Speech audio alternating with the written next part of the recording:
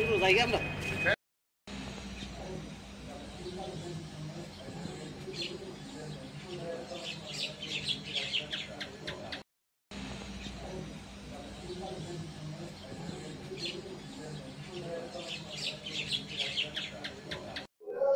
গতকালকে আমরা একটা জয়েন্ট অপারেশন হয় আগরতলা রেল স্টেশনে, যেখানে আমরা আগরতলা জিআরপি, আরপিএফ, বিএসএফ এবং আমাদের যে সিস্টার এজেন্সি আছে সবাই মিলে।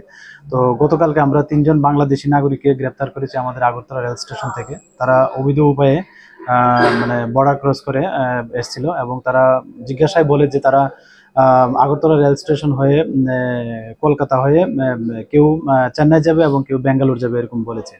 তো আমরা গতকালকে ওনাদের এগেনস্টে আমাদের আগরতলা জিআরপি থানাতে একটা মামলা নেই, যার মধ্যে বিএনএস অ্যাক্ট, আইপিপি অ্যাক্ট এবং ফরেনার অ্যাক্ট আছে।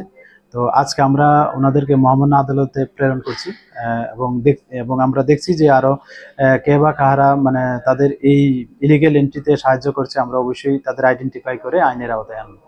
তাদের নামগুলা এবং তারা বাংলাদেশের কোন জায়গায় বসে?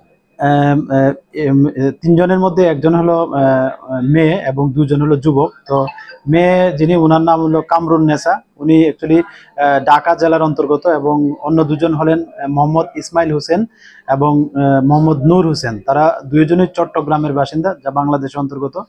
তো আর আমরা তাদের কাছ থেকে 3টা স্মার্ট মোবাইল ফোন পেয়েছি এবং কিছু ইন্ডিয়ান ক্যাশ কারেন্সি এবং তাদের যে বাংলাদেশের ভোটার আই কার্ড, এগুলিও আমরা পেয়েছি। তো আমরা মোবাইলগুলিও খতিয়ে দেখছি যে তাদের সঙ্গে কে বা কারা যুক্ত থাকতে পারে। তো অবশ্যই আমরা তাদের আইনের আওতায় আনবো। কোন দিকে তারা ভারতে প্রবেশ করেছে এবং কোথায় গিয়ে যাওয়ার উদ্দেশ্যে তারা কি করলো ভারতে? তারা তো এক এক সময় এক এক স্টেটমেন্ট দিচ্ছে। তো আমরা এখন তদন্তের স্বার্থে আমরা যে দিক দিয়ে তারা আসছে বলছে, আমরা এখন বলতে পারছি না, এগুলি মানে আন্ডার ভেরিফিকেশন। আর তাদের জিজ্ঞাসা বললো যে কামরুন নেসা, উনি বলছেন যে উনি কলকাতা হয়ে ব্যাঙ্গালোর যাবেন।